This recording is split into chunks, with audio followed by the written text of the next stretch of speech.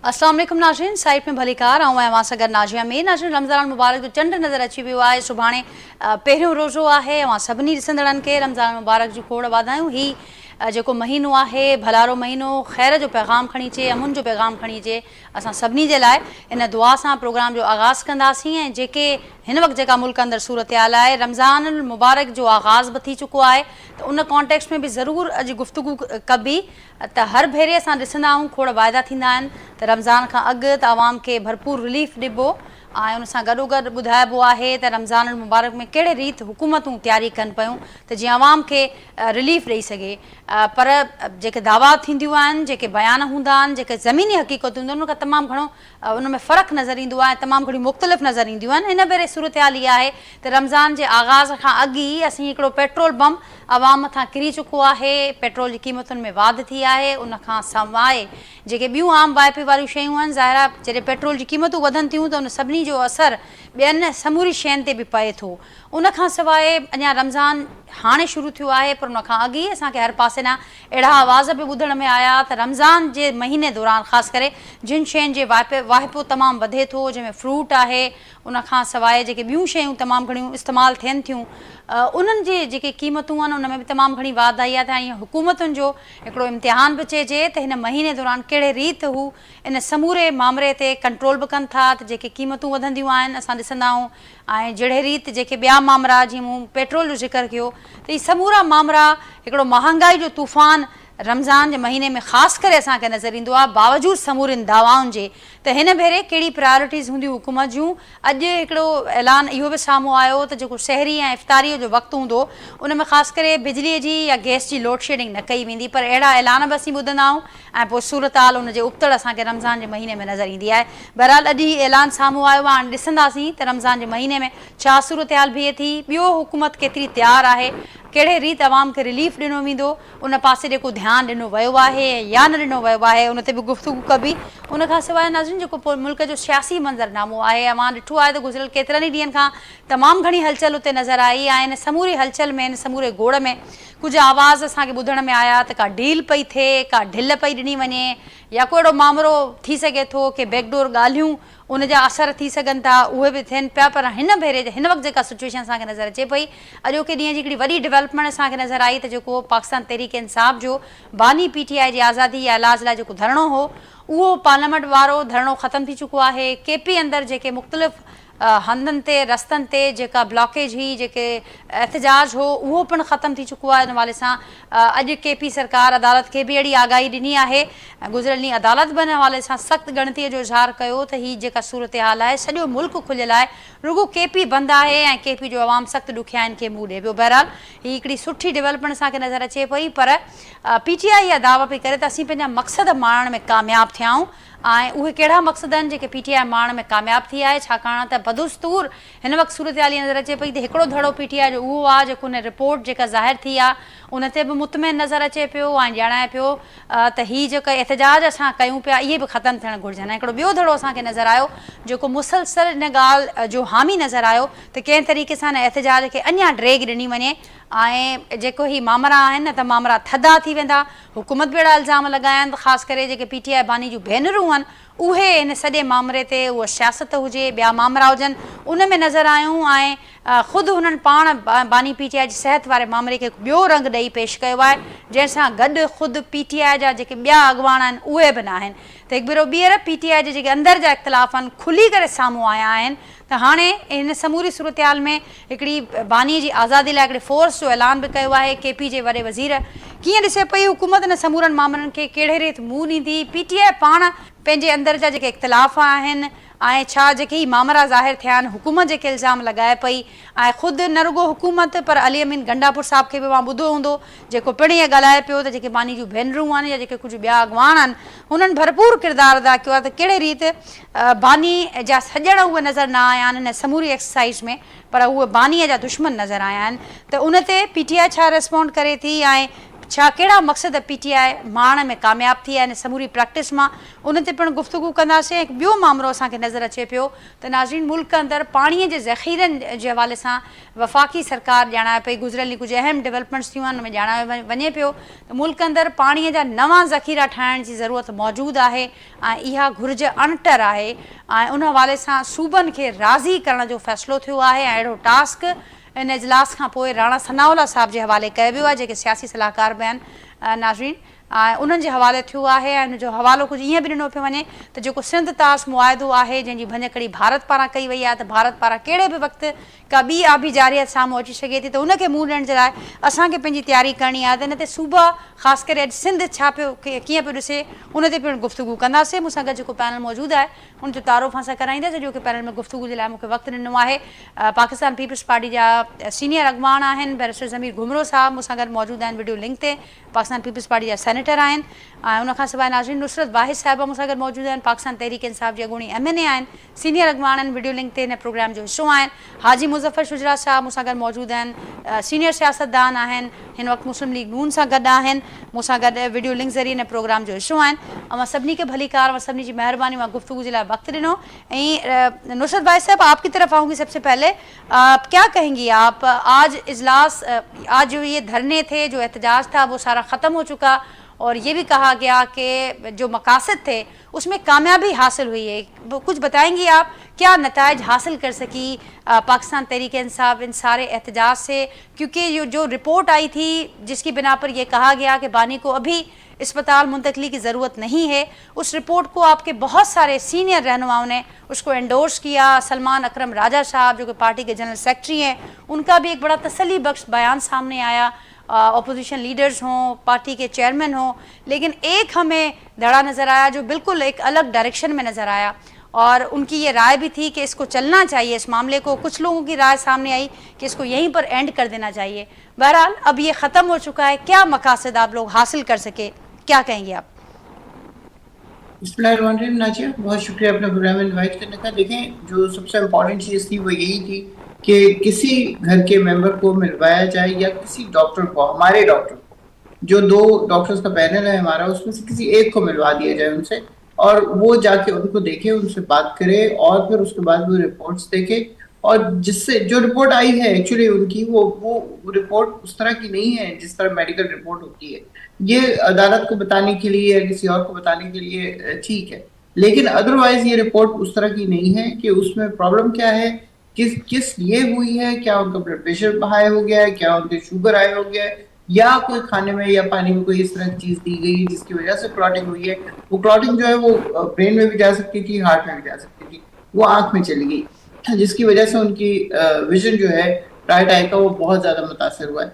अब ये लोग वो खान साहब बता रहे थे,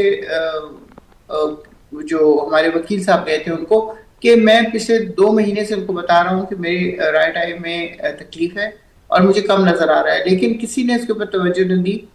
और जब बिल्कुल खत्म हो गया, मैंने कहा बिल्कुल कुछ नजर नहीं आ रहा है, तो ये रात के अंधेरे में उनको पेम्स दे गए, जिसके बारे में किसी को बताया नहीं, क्योंकि सबसे पहला काम ये था कि वो बताते घर वालों को और फिर उसमें से इजाजत लेके और फिर जाते हो। लेकिन इस तरह की कोई चीज नहीं हुई और उसको बिल्कुल खामोशी से राज में रखा गया। अनलेस एक जर्नलिस्ट उसने बताया कि इस तरह का हुआ है, तो उसको भी डिनाई करते रहे ताड़र साहब कि नहीं, कोई इस तरह की चीज नहीं है, कुछ नहीं हुआ, कुछ नहीं हुआ। फिर उसके बाद कह रहे हैं कि बिल्कुल ठीक है, सब कुछ बिल्कुल ठीक है, कुछ नहीं हुआ। लेकिन जो जाहिर है, बहनें और बाकी वर्कर्स जो बहुत ज्यादा खान साहब के साथ सिंसियर है, अटैचमेंट है उनकी, वो बहुत परेशान हुए कि हमें पता तो चले कि असल सिचुएशन क्या है। तो जी वकील साहब को बुला के उनको कहा कि हम आपको एक तो उनके रहने की जगह दिखाते हैं कि किस तरह रह रहे हैं, और फिर उसके बाद वो उनके साथ मुलाकात करवाते हैं। अब जो जगह, जिस जगह पे वो खान साहब रहते हैं, जिस कमरे में, वो खान साहब की गैर मौजूदगी में दिखाया गया। यानी आप उसके पीछे चेंजेस कर लें, आप फौरन सफाई कर लें, आप किताबें ला के रख दें, और कोई भी चीजें जो आप चेंजेस कर सकते हैं करके उनको ला के वकील साहब को दिखा दें और उसके बाद बात खत्म हो जाए। एक ये हुआ। और दूसरा जो था, जो खान साहब ने बात की थी कि मेरी आंख का बहुत ज्यादा मसला हुआ है और मैं चाहता हूं कि मेरा डॉक्टर, पर्सनल डॉक्टर, जो पिछले 30 साल से उनके डॉक्टर हैं, वो आए اور وہ آکے اس کو دیکھیں کہ مسئلہ کیا ہوا ہے. لیکن اس بات کے اوپر عمل نہیں کیا گیا، جس کی وجہ سے ظاہر ہے کہ وہ دھرنے اور یہ ساری چیزیں شروع ہوئیں کہ ہمیں ریئل سچویشن کا پتہ چلے. ٹھیک. اس تو میں تو نصرت ابھی بھائی تک ہم لوگ صاحبہ کامیاب نہیں اب تو ہوئے. یہ دھرنا اور احتجاج ختم ہو چکا، تو یہ تبھی نہیں ختم ہوتا ہے جب یہ اس چیزیں. میں تو ہم لوگ کامیاب نہیں ہوئے کہ خان صاحب سے نہیں ملوایا گیا ابھی تک، نہ کسی ڈاکٹر کو اور نہ ہی ان کی بہنوں میں سے کسی کو. لیکن ہم سمجھتے ہیں کہ یہ چیز اب آگے چلے گی، اور جس طرح رانا صلی اللہ علیہ وسلم نے کہا، باقیوں نے کہا کہ ہم چاہتے ہیں کہ خان صاحب کو رہائی مل جائے، وہ تھوڑا سا کمپرومائز کر لیں اور وہ نکل جائیں یہاں سے. لیکن خان صاحب نے کسی قسم کا کوئی کمپرومائز کرنے کے لیے تیار نہیں ہے. وہ اس وقت بھی وہی سچویشن ہے ان کی کہ وہ کہتے ہیں میں عدالتوں سے اگر مجھے ریلیف ملا تو ملا، میں کسی قسم کی کوئی کمپرومائز نہیں کروں گا، کسی قسم کی کوئی نہیں لوں گا حکومت سے کہ جی وہ مجھے دے دیں، کوئی ریلیف دے دیں یا کچھ اس طرح کی چیز. تو وہ ہو گیا جی. لوگ نکلے بغیر لیڈر کے. جو سب سے امپورٹنٹ چیز ہے وہ یہ کہ لوگ نکلے بغیر لیڈرز کے، اور انہوں نے جگہ جگہ بند کیے سڑکیں یا جو بھی بے انتہا موسم خراب ہونے کے باوجود، مائنس میں ٹیمپریچر، اس کے باوجود لوگ وہاں بیٹھے رہے اتنے دن. تو اب جو ختم کیا ہے وہ اس لیے، ایک تو رمضان آ رہا ہے، رمضان میں آپ اس طرح کے دھرنے اور اس ٹائپ کی چیز نہیں کر سکتے، کیونکہ لوگوں کو اتنی زیادہ ٹھنڈ میں ان کے ساتھ یہ والی چیز کرنا جائز نہیں تھا. ایک تو یہ ہوا، اور پھر دوسرے حکومت کی طرف سے کل جس طرح گنڈا پور نے آپ نے دیکھا کہ وہ جو انہوں نے کہا کہ جی محسن نقوی نے سب سے زیادہ کوشش کی خان صاحب کی رہائی کی. تو یہ اتنی فنی چیز تھی کہ اگر انہوں نے کوشش کی ہوتی تو اس کا کیا رزلٹ نکلا. اور دوسرا، اگر وہ کوشش کر رہے ہوتے تو 26 نومبر کو جو ہمارے لوگوں کو مارا گیا تو اس پہ ان کا کردار کیا ہے. تو بہت ساری اور چیزیں تھیں اس طرح کی. گنڈا پور جھوٹ بول رہے تھے، غلط بول رہے تھے، وہ ظاہر ہے وہ اسٹیبلشمنٹ کے ہیں، اس وجہ سے خان صاحب نے ان کو چیف لیکن منسٹر کے عہدے سے ہٹایا ہے. نصرت بھائی صاحب اس میں دو چیزیں ہیں. جو آپ کا موقف اس وقت آپ نے جو دیا، یہ تو وہی موقف ہے جو بانی پی ٹی آئی کی بہنوں کا ہے، اور اس سے جو پارٹی کے دوسرے جو سینئر رہنما ہیں ان کا موقف بڑا الگ ہے. تو کیا ایک پیج پر نہیں ہے بانی کی بہنیں اور باقی پی ٹی آئی؟ ایک میری بات سنیں. دیکھیں، جب نواز شریف صاحب بیمار نہیں تھے تو ان کی بیٹی ہر لمحے آ کے کہتی تھی ابھی ان کو ہارٹ اٹیک ہو گیا، شام کو ان کو ہارٹ اٹیک ہو گیا، رات کو سوتے میں انہیں ہارٹ اٹیک ہو گیا، ان کا پلیٹلیٹس گر گئے، فلاں ہو گیا. یہاں جو ہمارے لیڈرز نے کمال کیا ہے نا، وہ سب سے بڑا یہ کمال کیا ہے کہ نہ ان کو رپورٹس کا پتا ہے، نہ وہ خان صاحب سے ملے، نہ کسی اور چیز کا ان کو پتا ہے. وہ بڑی تسلی سے کہہ رہے ہیں نہیں نہیں وہ ٹھیک ہے بالکل. آپ کو کیسے پتا کہ وہ ٹھیک ہے بالکل؟ کیا آپ جا کے ملیں ان سے؟ کیا آپ نے ان سے پوچھا ہے کہ آپ بالکل ٹھیک ہے؟ ان کو سوئی کی گھڑیاں نظر کیا ہوتا ہے، جی، گھڑی کی سوئیاں، بالکل گھڑی کی سوئیاں نظر آ رہی ہیں. تو یہ اس قسم کی عجیب و غریب ان کے بیانات ہیں ہمارے لیڈرز تو کے، یہ جو بڑے ذمہ دار پارٹی کی شخصیت ہیں. سلمان اکرم راجہ صاحب جنرل سیکرٹری ہیں، اس وقت سارے کے سارے انڈر پریشر ہیں بے انتہا. آپ نے دیکھا جس طرح گنڈا پور نے آگے اس کے اوپر قبضہ کیا پی ٹی آئی کے اوپر، اور آ کے انٹرویو دے رہے ہیں، باقاعدگی سے 1 گھنٹے کا انٹرویو دے رہے ہیں. شیر افضل مروت آگے ٹانگ پہ ٹانگ رکھ کے بیٹھ جاتے ہیں، بڑے سوٹڈ بوٹے. آپ نے دیکھا چیف منسٹر کے چہرے پہ کتنی زیادہ ٹینشن تھی کہ وہ اٹھ کے چلے گئے کہ یہ کیا کر رہے ہیں یہ. ٹھیک. تو ایک آخری سوال نصرت بھائی صاحب، پھر آگے بڑھتے ہیں. مجھے صرف یہ بتائے گا تو اب کس کی بات کو صحیح درست مانا جائے؟ کیونکہ ایک طرف پارٹی کی وہ قیادت ہے جس کو خود خان صاحب نے نومینیٹ کیا ہے، پی ٹی آئی چیئرمین ہوں، جنرل سیکرٹری ہوں، اپوزیشن لیڈرز ہوں. ملے ان کی جا کے، اور کسی کے اوپر کوئی اعتبار نہیں ہے. ساری لیڈرشپ اس وقت کمپرومائزڈ ہے یا ڈری ہوئی ہے یا وٹ ایور جو بھی ہے. لیکن اگر خان صاحب کی بہنیں، خان صاحب نے اس وقت جو آواز دی ہے اپنی بہنوں کو دی ہے کہ میری بہنیں میرے لیے کچھ کریں، کیونکہ وہ مایوس ہو چکے ہیں. انہیں نظر آ رہا ہے کہ یہ جو اتنے بڑے بڑے لیڈرز جو سو کالڈ پتہ نہیں آسمان سے اتر کے آئے ہیں، سب آ کے کریں کہ بالکل ٹھیک ہے، وہ بالکل ٹھیک ہے. آپ کو کیسے پتا کہ وہ بالکل ٹھیک ہے؟ ٹھیک نصرت صاحبہ، آپ کا پوائنٹ آ گیا، آپ کی بات کو آگے بڑھاؤں گی. اور جیسے آپ نے کہا کہ اس وقت اگر درست مانا جائے تو بانی پی ٹی آئی کی بہنوں کو، اور نظر بھی اس وقت آ رہا ہے کہ جیسے پارٹی کی بھاگ دوڑ اب بہنوں کے ہاتھ میں آ گئی ہے، کیونکہ ایک طرف پارٹی نظر آ رہی ہے اور دوسری طرف بانی کی بہنیں ہوں، یا جس طرح سے آپ نے بیان کیا کہ ہمیں کچھ رہنما نظر آتے ہیں. ضمیر صاحب چھا چوندو وہاں آئیں تا پان تمام سینئر قانوندان بھی آئے ہو، ان سان گڈو گڈ حکومت جے معاملن میں ویٹھل آئے ہو، حکومتی اتحاد جو حصو بھی آئے ہو. کیئں ॾिसो पिया ان समूरनि मामलनि کے؟ جنرل سیکرٹری صاحب بھی ॻाल्हि कनि पिया، پارٹی جو چیئرمین बैरिस्टर गौहर साहब मुतमइन नज़र आयो, पर नुसरत भाई साहब कुझु ॿी रीज़निंग ॿुधाइनि पियूं त हीउ जेको धरणो बि ख़तमु थियो आहे, इहो प्रेशर जे करे ख़तमु थियो आहे ऐं रमज़ान मथां अची वियो त हुनजे करे बि असांखे ख़तमु करिणो पियो। बाक़ी असीं मुतमइन कोन थिया आहियूं। जेका असुल पार्टी बानी सां गॾु जेके बीठल माण्हू आहिनि, जिन खे उहे ॼाणनि पियूं त हुननि जे सोकाड़ हू कॉम्प्रोमाइज़ कोन्हनि, उहे हिन वक़्तु उहे अहिड़ा माण्हू आहिनि जेके जिन खे हक़ीक़त जी ख़बर आहे। बाक़ी सभु या त अंडर प्रेशर आहिनि या कॉम्प्रोमाइज़ आहिनि। छा चवंदो आहे? मुंहिंजे ख्याल में जेको पार्टी जो हेड आहे उहो बैरिस्टर गौहर आहे ऐं नंबर ॿियो सलमान अकरम राजा बि बैरिस्टर आहे, सेक्रेटरी जनरल जेको पार्टी जो आहे। जी, उहे सम्झनि था त जेको आहे सो जेल मैन्युअल तहत या लॉ जे तहत जेका रिपोर्ट ईंदी आहे उन में इंडिपेंडेंट डॉक्टर्स हुया, उन्हनि रिपोर्ट ॾिनी, उहा कोर्ट में वई, सुप्रीम कोर्ट जो ऑर्डर अची वियो, त उनखां पोइ जेको आहे सो उन्हनि सेटिस्फैक्शन जो इज़हार कयो ऐं उनखां पोइ इहो एहतजाज ख़तमु थी वियो। ज़ाहिर आहे जेका फैमिली हूंदी आहे उनखे वरी ॿिया कंसर्न हूंदा आहिनि, उनजो पॉइंट ऑफ व्यू जेको आहे डिफरेंट आहे। पर as far as PTI leadership is concern त उन्हनि जेको आहे सो इहो चयो आहे त उनखे एड्रेस कयो वियो आहे इमरान ख़ान जी जेको आहे सो बीमारी खे। इन जे करे असां जेको आहे सो मुतमइन आहियूं ऐं असीं धरणो ख़तमु था कयूं। मुंहिंजे ख्याल में पॉलिटिकली उन्हनि जो ई डिसीजन प्रिवेल थींदो। बाक़ी ॾिसो त फैमिली खे जेको आहे सो कंहिं बि फैमिलीअ खे वधीक कंसर्न हूंदा आहिनि, उनजो पंहिंजो पॉइंट ऑफ व्यू हूंदो आहे, उहो को हिन जे पार्टीअ जो जेको आहे सो न आहे। जेके पार्टी जा हिन जा अॻवान आहिनि उहे या जेको आहे तहरीक तहफ़ुज़ आइन पाकिस्तान जा अॻवान आहिनि, उन इन ॻाल्हि ते जेको आहे सहमत कई आहे त गवर्नमेंट जंहिं नमूने सां हिन मामले खे हैंडल कयो आहे त उनखे इंडिपेंडेंट डॉक्टर्स खां जेको आहे चेकअप कयो वियो आहे ऐं उन्हनि इहो बि ऐलान कयो आहे त जेकॾहिं ज़रूरत पवंदी वधीक इलाज जी त उहो बि कराईंदासीं। ऐं जेल मैन्युअल या कानून तहत इहो ई प्रोवाइडेड आहे, किथे प्रोवाइडेड न आहे त तव्हां जेको ज़ाती मुहालिफ़ जेको आहे अची तव्हांखे चेक कंदो, इहो किथे कानून में किथे प्रोवाइडेड न आहे। त मुंहिंजे ख़्याल में PTI जी लीडरशिप या तहरीक तहफ़ुज़ आइन जी जेका लीडरशिप उन इन ॻाल्हि ते सहमत कयो आहे त उनखे गवर्नमेंट जेको आहे सही नमूने सां हैंडल कयो आहे। उनखां पोइ ज़ाहिर आहे त हिननि जे पार्टी में जेको आहे डिफरेंट पॉइंट ऑफ व्यू आहिनि। गंडापुर जो डिफरेंट पॉइंट ऑफ व्यू आहे, हिन जे चीफ मिनिस्टर जो डिफरेंट पॉइंट ऑफ व्यू आहे ऐं हिन जी सॼी तहरीक जेका ॾिसो न शुरू खां वठी इमरान जे आज़ादी जे इर्द गिर्द जेको आहे घुमे थी। उनखां पोइ इहे बि जेको आहे सवाल आया त अंदरि डील थी रही आहे ऐं डील हमेशह कोर्ट जे ज़रिए थींदी आहे। कोर्ट में बि अपील पइजी वई त जेको आहे उनखे फौरी तौर ते लॻायो वञे ऐं जेका बि डील थी आहे सियासी उहा कोर्ट जे ज़रिए ई थी आहे, उहा का ॿाहिरि पहिरियों थींदी आहे, बैकडोर टाक्स हलंदियूं आहिनि। ऐं जेको अमीन गंडापुर इहो बि चयो त असांजो टास्क जेको आहे सो नक़वी हिसाब सां हलनि पियूं ऐं उन्हनि वॾी कोशिशि कई आहे, उन जे करे जेको आहे सो असीं उन जा थुराइता आहियूं।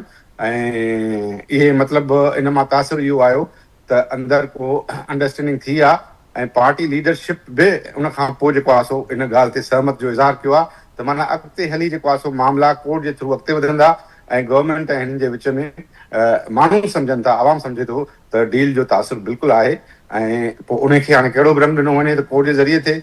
बहरहाल इहो माना आहे तासिर, छो त शुरूअ खां ई PTI जो इशू हिकिड़ो ई रहियो आहे इमरान ख़ान जी आज़ादी। ॿिया जेके मुल्क जा इशूज़ आहिनि उन्हनि ते कॾहिं तहरीक कोन हलाई आहे या उन्हनि ते कॾहिं जेको आहे सो एहतजाज न कयो वियो आहे। स्टेटमेंट जे हद ताईं ठीकु आहे, बाक़ी अदरवाइज़ जेको आहे सो हिन जो रुगो वन पॉइंट एजेंडा रही आहे इमरान जी आज़ादी। ऐं हींअर जेको आहे सो मुंहिंजे ख़्याल में उनखे एड्रेस करण में गवर्नमेंट सां जेको आहे सो हिन जूं बिल्कुलु टाक्स हलियूं आहिनि, जेको अमीन गंडापुर जेको आहे डिस्क्लोज़ बि कयो ऐं हीअ उनखे डील जो नालो नथा ॾियणु चाहिनि छो त अवाम में हिन जी नैरेटिव खे जेको आहे नुक़सानु पवंदो। पर मुंहिंजे ख़्याल में जंहिं नमूने सां हीउ मामिलो अॻिते वधी रहियो आहे त माण्हुनि में इहो वॾे नमूने ते वॾे पैमाने ते तासिर आहे त का इमरान ख़ान सां डील थी रही आहे। ठीकु, जीअं तव्हां चयो त हिकिड़ो वॾो तासुर अवाम जे अंदरि बि मौजूदु आहे, मुख़्तलिफ़ हल्कनि में बि आहे त का अंडरस्टैंडिंग आहे। ज़ाहिर हुनजा असर असां मुख़्तलिफ़ CBMs बि ॾिठा आहिनि जेके असांखे गुज़िरियल ॾींहंनि में बि नज़र आया। पर हाणे कानून छा थो चवे ज़मीर साहिब हिन हवाले सां त जेको जीअं अवां चयो त इन में को शक कोन्हे त पार्टी मुख़्तलिफ़ धड़नि में विरायल नज़र अचे पई, ओपिनियन बि डिवाइड आहे, पर जेको हिकिड़ो फैमिली जो हिकिड़ो कंसर्न आहे या फैमिली जो हिन वक़्तु जेको मौक़िफ़ आहे तमामु मुख़्तलिफ़ आहे। ॿी जेका क़यादत आहे पॉलिटिकली भले उहो मौक़िफ़ प्रिवेल करे, पर कानूननि हिन जेको ही फैमिली वारो जेको मौक़िफ़ आहे, गुज़िरियल ॾींहुं त ख़ान साहब जी भेण इहा बि ॻाल्हि कई त संदन हयाती खे बि ख़तरो आहे, ख़ुदि ख़ान साहब बि इहा ॻाल्हि कम्यूनिकेट कई आहे, खेनि त हयाती खे ख़तरो आहे, त इनखे कानूनी कीअं ॾिसबो ऐं हुकूमत इनखे कहिड़े तरीक़े सां ॾिसे पई? ॾिसो, पॉलिटिकल लीडर्स समूरा जेल में विया आहिनि, को हिकिड़ो न वियो आहे ऐं जंहिं नमूने सां पूरे मुल्क खे आसमान ते खयो वियो आहे, माना जेको आहे सो ठीकु आहे, जेके मेडिकल कंसर्न्स आहिनि ऐं कैदी जा जेके बि इंसानी हक़ आहिनि उनखां को बि इनकार नथो करे सघे, जेके हुनजा कानूनी हक़ आहिनि पर जंहिं नमूने सां हिकिड़े क़ैदी जे हवाले खां पूरे मुल्क में एहतजाज सॼो ॾींहुं इहो आहे, टीवी चैनलनि ते इहो आहे, सॼो माना तासिर हाणे इहो थो अचे त बाबा हाणे हू डील करण लाइ तयारु आहे ऐं हू डील कंदा कोर्ट जे थ्रू कहिड़े बि नमूने सां कनि, इहो तासिर आम थी वियो आहे मुल्क में। ऐं जेके कानूनी हक़ आहिनि क़ैदी बिल्कुलु हुनखे मिलणु घुरिजनि ऐं जेको आहे सो इहो त सभिनी क़ैदियुनि खे मिलणु घुरिजनि, छोड़ो हिकिड़े क़ैदी आहे थोरी आहिनि हक़, माना जेके सभु क़ैदी आहिनि उन्हनि जो इलाजु थियणु घुरिजे, उनखे का बि एलिमेंट आहे, उनखे का बि जेको आहे बीमारी आहे, उनजो इलाजु थियणु घुरिजे, हिकिड़ो क़ैदी त न आहे न। उन जे करे मुंहिंजे ख़्याल में हीउ जेको सिलसिलो आहे उन जे पसे पर्दा काफ़ी ॻाल्हियूं आहिनि जेको आहे सो डिस्क्लोज़ नथियूं कयूं वञनि ऐं जेका अंडरस्टैंडिंग आहे। बाक़ी as far as legal rights of the prisoner are concern, उहे त सभिनी जा राइट्स आहिनि न, हिकिड़े क़ैदी जा थोरी आहिनि। ऐं उन्हनि में इहो ई थींदो आहे त इंडिपेंडेंट डॉक्टर्स जी टीम विहारी वञे ऐं उनजो मुआइनो कयो वञे ऐं बिल्कुलु हेल्थ जे हवाले सां जेके बि कंसर्न आहिनि उहे बिल्कुलु एड्रेस कया वञनि, उन में के बि बराया न आहिनि। बाक़ी जेको आहे पॉलिटिकल जेको आहे सो मूवमेंट आहे त पाकिस्तान में ईअं कॾहिं बि कोन थियो आहे त कंहिं पॉलिटिकल पार्टी जी मूवमेंट बसि उनजो मुतालबो हिकिड़ो रहियो आहे त असांजे लीडर खे आज़ादु कयो। हालांकि उहो आज़ादु त कोर्ट कंदी, कोर्ट में अपीलियूं पयूं आहिनि, हाणे गवर्नमेंट सां कहिड़ी अंडरस्टैंडिंग ठही आहे उहा त गवर्नमेंट ई ॿुधाए सघे थी ऐं मुंहिंजे ख़्याल में उनखे ॿुधाइणु घुरिजे आवाम खे जेके सही हक़ीक़तूं आहिनि।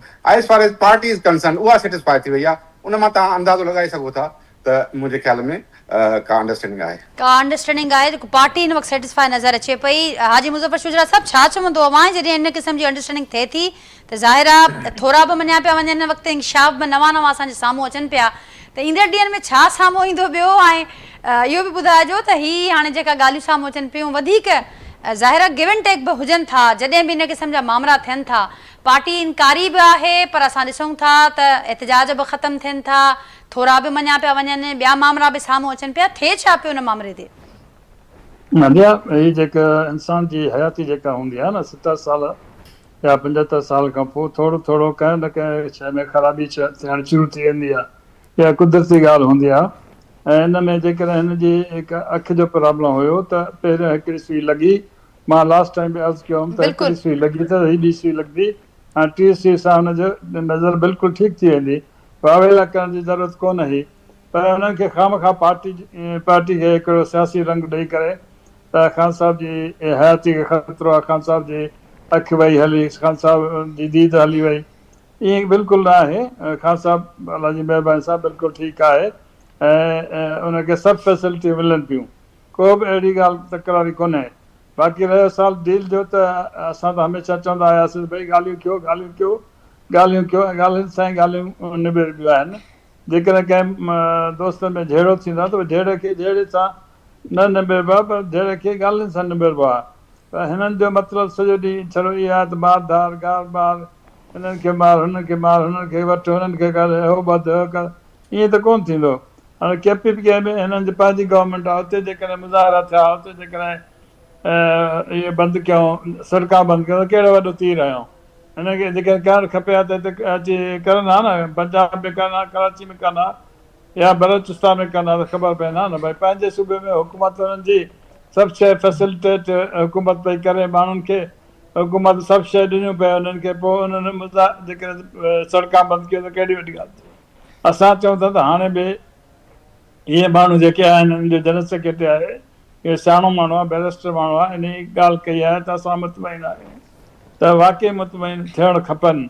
ऐं जीअं मां चयुमि त पहिरियों ॻाल्हियूं हलनि त कुंड मसइलो हल थींदो, जेकर ॻाल्हियूं न हलंदियूं त नुसरत भाई साहिबा चए थी त ही मुतमइन न थिया आहिनि, ही या त पुठियां के टॉक्स थियूं आहिनि जो थोरा बि मञनि था ऐं मामला इंकशाफ बि थियनि था, ऐं या वरी को प्रेशर आहे, पर ही मुतमइन कोन थिया आहिनि।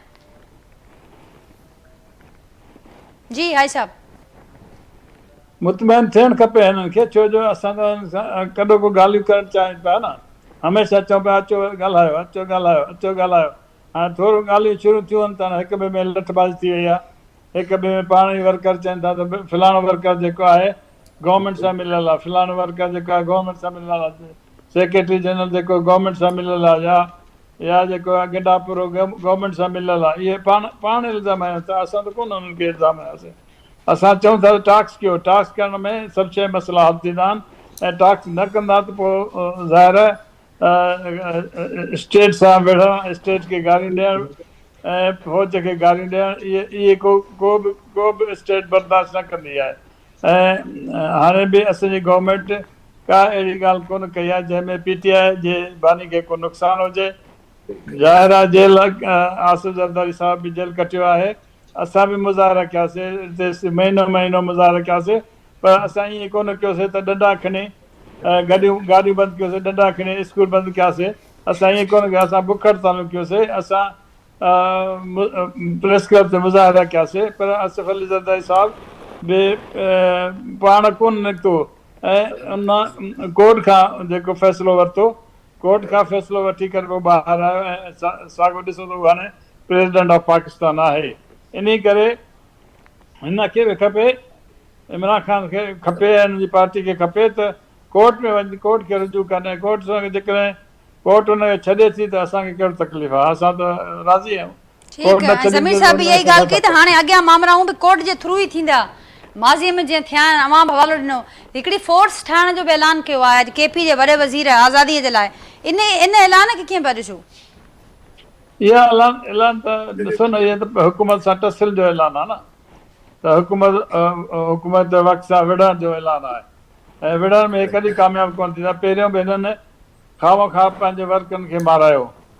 ॾिसो न, मुज़ाहिरो कबो आहे, बुख हड़तालूं थींदियूं आहिनि, रैलियूं थींदियूं आहिनि, उन खां पोइ तय जाम हड़ताल थींदी आहे, त उहे कनि हा त वधीक सुठो न। बाक़ी जे डंडा ऐं बंदूका खणी निकिरंदा त पोइ ज़ाहिर आहे गवर्नमेंट कहिड़ी बि हुजे, असांजी हुजे या इमरान ख़ान साहिब जी हुजे या पीपुल्स पार्टी जी, उहा त कोन छॾींदी कंहिंखे। ईअं का बि गवर्नमेंट न चवंदी आहे त पंहिंजे सूबे में या मुल्क में अफ़रा तफ़री थिए, ऐं अफ़रा तफ़री खे रोकणु गवर्नमेंट जो ई कमु आहे।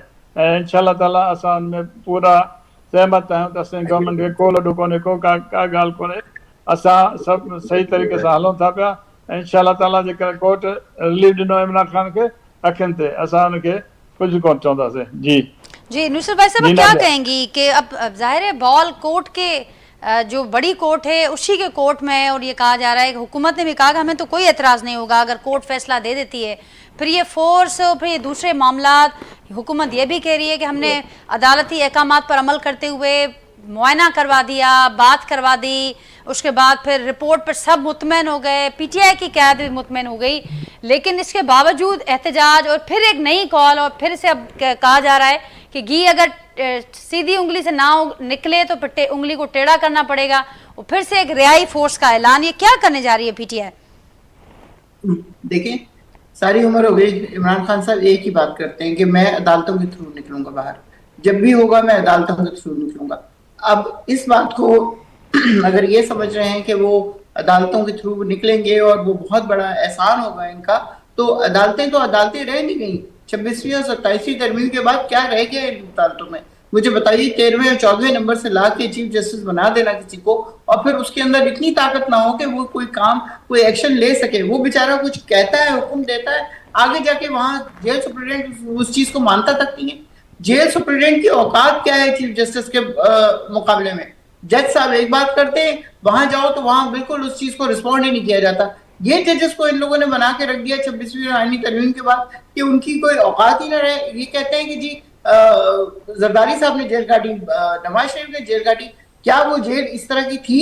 किसी ने कभी सोचा है कि वो जिस कमरे में वो रह रहे हैं वो एक लिविंग लेजेंड है, पूरी दुनिया उनके लिए बोल रही है। कल ही आपने लेकिन नुसरत साहब, इसी अदालत के अहकामात पर हुकूमत ने अमल किया है, इसी अदालत के अहकामात को PTI ने वेलकम किया है कि बड़ा अच्छा रिलीफ मिला है। क्या मिलवा दिया उनके डॉक्टर्स को? क्या मिलवा दिया उनकी बहनों को? जो सारा शक है वो है ये कि उनको अंधेरे में रख के बंद किया हुआ है, किसी को पता न चले कि इन लोगों ने किया क्या है उनके साथ। इस पर भी हुकूमत का एक मौक़िफ़ सामने आया। हुकूमत कहते हैं कि इसमें भी बानी की बहनों पर को जिम्मेदार ठहरा रहे हैं। उनकी बहनों को मिलवाना जरूरी है। क्या ये जेल जरदारी वाली जेल है? क्या ये जेल नवाज शरीफ वाली जेल है? जो पूरे पूरे स्वीट्स उनको मिले हुए थे, जरदारी साहब को सामने कोठी मिली हुई थी, या वो हॉस्पिटल में रहते थे ज्यादातर, या वो उस घर में रहते थे? जेल में क्या रहते थे वो? या नवाज शरीफ कौन सी जेल में रहते थे? 10-20 लोग आते थे उनसे रोजाना मिलने, तीनों टाइम खाना सामने कोठी ली हुई थी, वहां से बन के आता था घर का खाना। क्या वो मिल रहे हैं उनको? वो अपने पैसे दे के देसी मुर्गी खाते हैं, तो हर बंदा देसी मुर्गी खा रहा है, देसी मुर्गी खा रहा है, जैसे अपने घर में इन्होंने कभी कुछ खाया ही नहीं है। या वो आदमी कोई पता नहीं जमीन में पड़ा हुआ था, जिसको एक देसी पुत्री मिल गई और वो बहुत बड़ी बात होगी।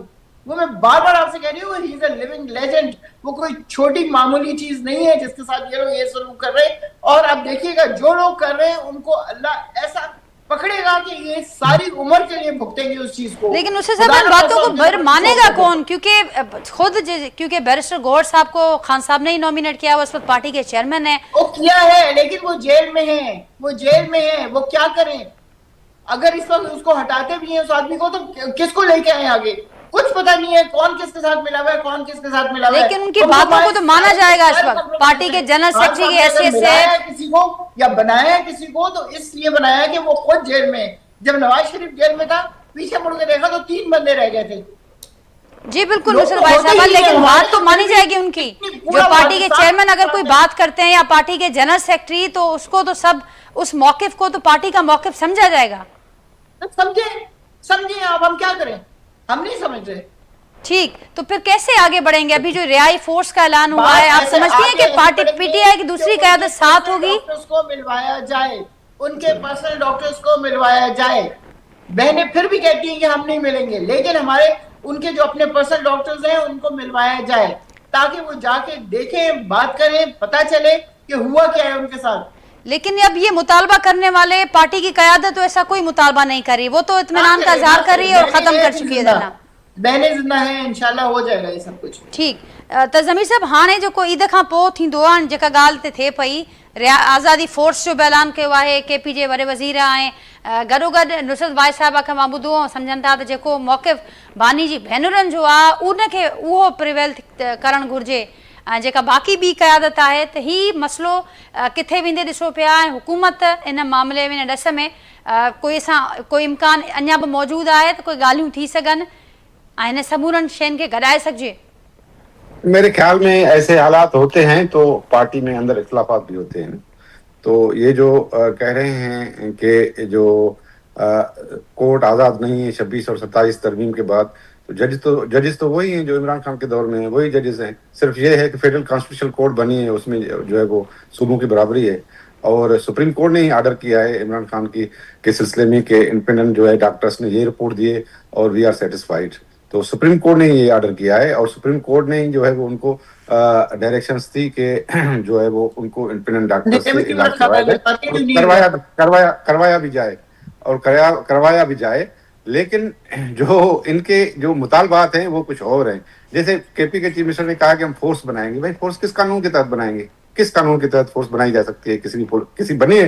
ये कहते हैं कि वो जेल नहीं था नवाज शरीफ वाला, तो खान साहब ने तो खुद कहा था कि जेल में भी एसी नहीं होनी चाहिए, ये जेल में कोई फैसिलिटी नहीं होनी चाहिए, खुद स्टेटमेंट दिया था। तो उस पर तो खड़े हो अपने स्टैंड पर। लेकिन वो तो नहीं कुछ कह रहे। इनके जो है वो बेसिक ह्यूमन राइट्स हैं, जो मेडिकल राइट्स हैं, हम उनकी बिल्कुल सपोर्ट करते हैं कि खान साहब का जो है वो बिल्कुल इलाज होना चाहिए और बिल्कुल जो है वो इफेक्टिव इलाज होना चाहिए, ताकि इवन घर वालों को भी इन्वॉल्व करना चाहिए ताकि उनको कोई शिकायत नहीं हो और कोई एड्रेस किया जाए सारे इश्यूज को। लेकिन इन्होंने जो है वो अपने पॉलिटिकल मुखालफिन के लिए क्या कहा था कि ये तो एसी निकाल दो, मैं तो जो है वो इनका एसी निकाल दूंगा, इनको जो है वो कर दूंगा। देखिए ये डबल स्टैंडर्ड्स नहीं चलते। या तो आप एक स्टैंडर्ड रखें दूसरों के लिए भी। अब ये डील करने जा रहे हैं, अभी ये जो है वो डील करने की कोशिश कर रहे हैं। अभी उसको नाम दूसरा दे रहे हैं। हम तो कोर्ट से, और नवाज शरीफ ने भी कोर्ट से लिया था, उसने डिलीट किया था। नवाज शरीफ ने भी कोर्ट से लिया था ना, डील तो कोर्ट से ही होती है, वहां से गवर्नमेंट जो है नहीं करती। तो ये जो है वो डबल स्टैंडर्ड नहीं चलेंगे कि एक के लिए एक जो है वो कानून हो, दूसरे कैदी के लिए दूसरा कानून हो। डबल स्टैंडर्ड नहीं, एक ही कानून हो। और ये केपी में जो ऐलान किया गया है कि हम आजादी के लिए उनके लिए फोर्स बनाएंगे, इनकी एक पार्टी पूरा एक ही मुतालबा है, किसी अवामी इशू पर उन्होंने कोई तहरीक नहीं चलाई, बस यही की है इनको कि इमरान खान को आजाद किया जाए।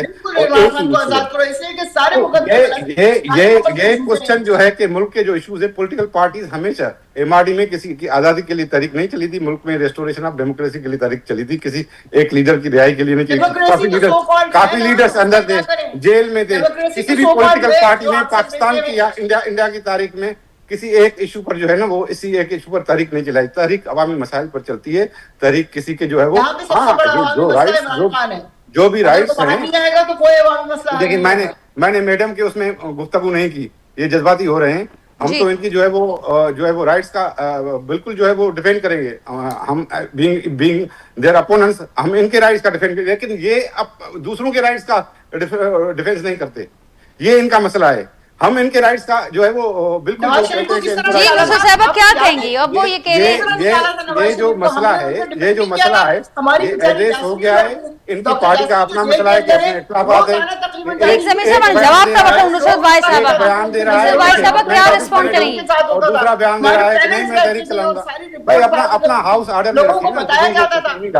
पूरे मुल्क को जो है आसमान पर लिया हुआ है, जैसे एक ही मसला है मुल्क में। भाई एड्रेस हो गया, मेडिकल रिपोर्ट आ गई, सुप्रीम कोर्ट का ऑर्डर आ गया, तो आपने कॉल ऑफ करके तरीके चले नुसरत भाई साहब रिस्पॉन्ड करेंगे। एक मसला था वो एड्रेस हो गया, हुकूमत ने कर दिया, अब आगे बढ़ना चाहिए और पीटीआई आगे नहीं बढ़ रही।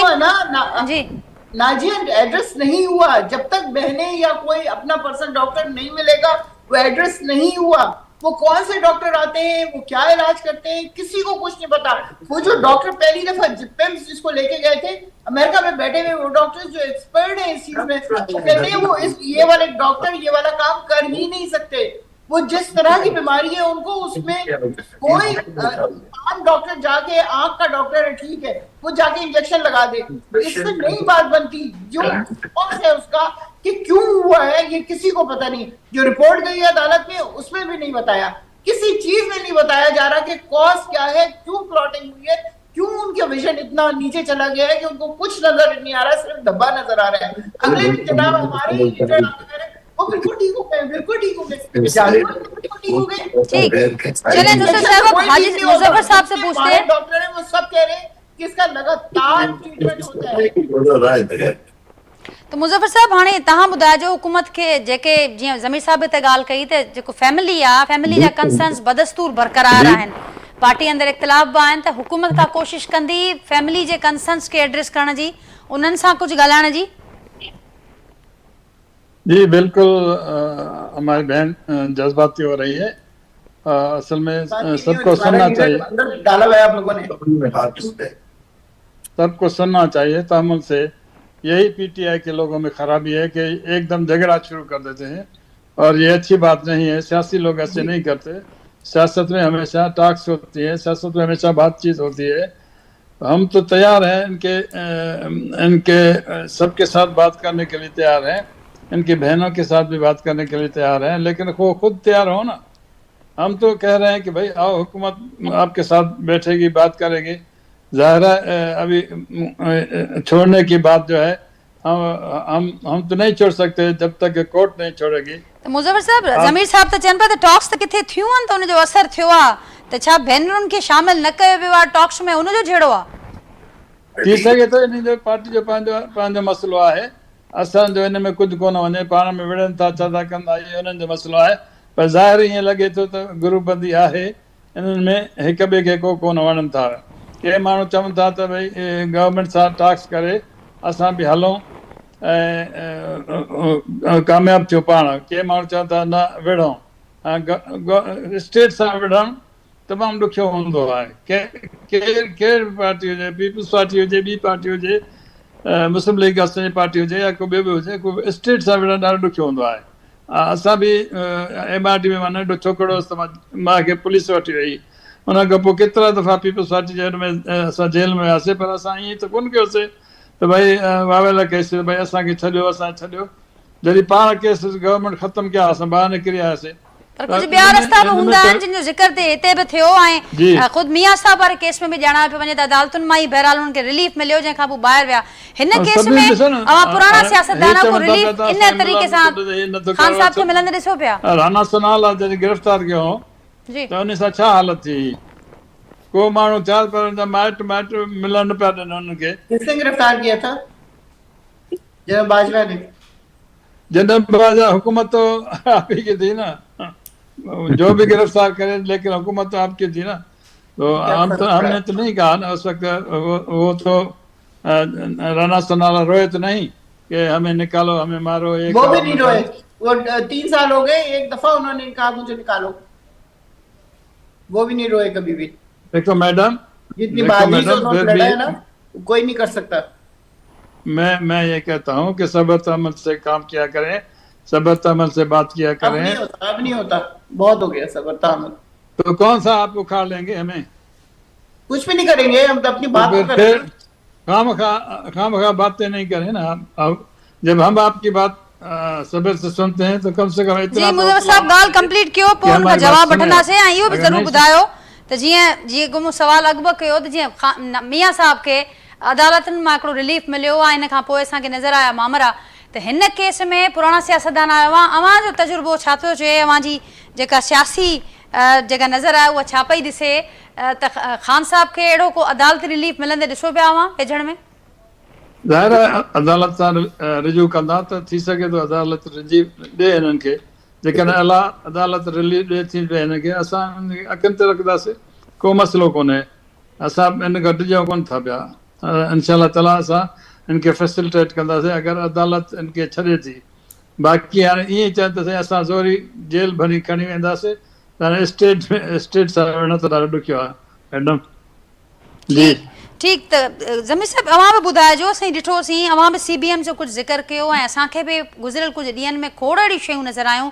अफरीदी साहब जेके अॼु फोर्स ठाहिण जो ऐलान पिया कनि, कुझु ॾींहं अॻु ताईं तमामु बहितर असांखे माहौल नज़र पियो आयो। वज़ीर आज़म साहब सां मुलाक़ातूं थियूं, उन खां पोइ कोर कमांडर सां मुलाक़ातूं हुजनि, ॿिया मामला हुजनि, तमामु सुठो माहौल पियो नज़र आयो। ख़ुदि हुकूमती अॻवान असांखे चवंदा नज़र आया त हाणे हू हिकु अच्छे बचे वारो रोल हुननि जो नज़र पियो अचे।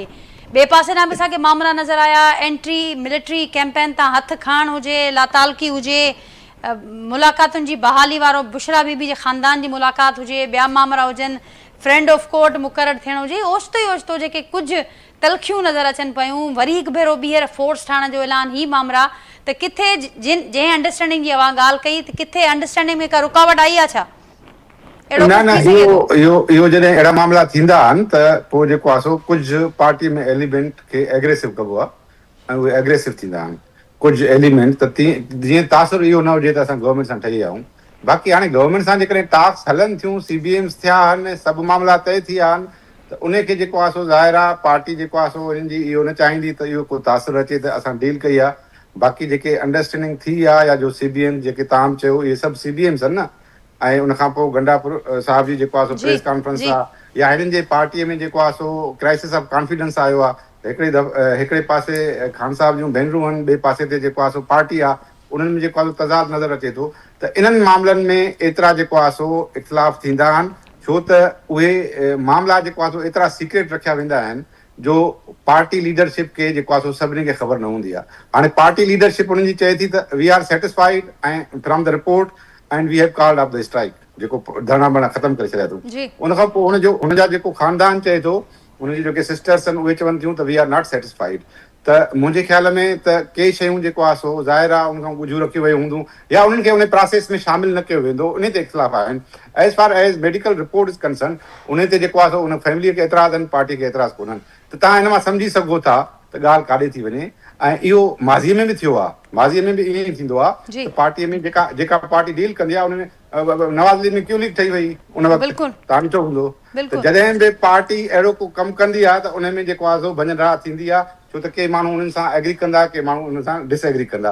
त मुंहिंजे ख़्याल में इहो अॻिते हली ॻाल्हि एॾां ई वेंदी। ऐं जेके CBMs थिया आहिनि उहे इन तरह, ऐं इहो डायलॉग हूंदो आहे पॉलिटिक्स में डायलॉग खे जेको आहे सो तव्हां जेको आहे सो रिजेक्ट नथा करे सघो। डायलॉग्स हमेशह थींदो आहे, ऐं जेकॾहिं डायलॉग्स जेको आहे सो डायरेक्ट न थींदो आहे त इनडायरेक्ट डायलॉग हलंदो आहे। ऐं हिननि जो जेको आहे सो जेके CBMs मां ख़बर पए थी त हिननि जूं इनडायरेक्ट ॻाल्हियूं जेको आहे सो हलनि पियूं।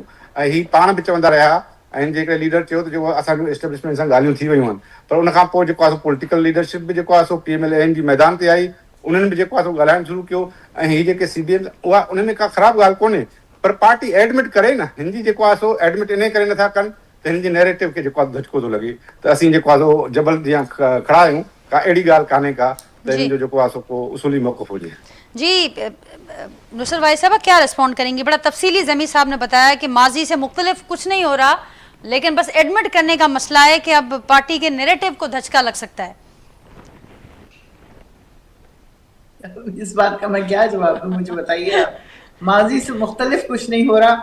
एक लोग जो हैं वो स्वीट्स में रह रहे हैं, सामने उनको कोठी मिली हुई है, दूसरे जो हैं उनके पास बाकायदगी से 2-2 3-3 कमरे हैं जिसमें 20-20 लोग वो लिस्ट बना के देते हैं, रोजाना मिलने आते हैं। उनका डॉक्टर 24 घंटे उनके साथ बैठा होता है, और फिर हमारे अपने डॉक्टर्स, डॉक्टर यास्मीन या बाकी जितने हैं, वो जाके मुसलसल चेक कर रहे होते हैं उनको, उनकी रिपोर्ट्स तैयार हो रही होती हैं, प्लेटलेट्स गिर रहे हैं जी, कुत्ते के गोश्त फैसल वाडा के बकौल खून डाल के उसके प्लेटलेट्स गिराए जा रहे होते थे, 3-3, 4-4, 5-5, 6-6 हार्ट अटैक हो जाते हैं। खान साहब ने तो आज तक कुछ भी नहीं कहा, अभी भी उन्होंने ये कहा है मेरे जिंदा रहने के लिए जो बेसिक चीजें सिर्फ मुझे वो चाहिए, मुझे कुछ भी और नहीं चाहिए। इस तरह का कोई मिलेगा इनको?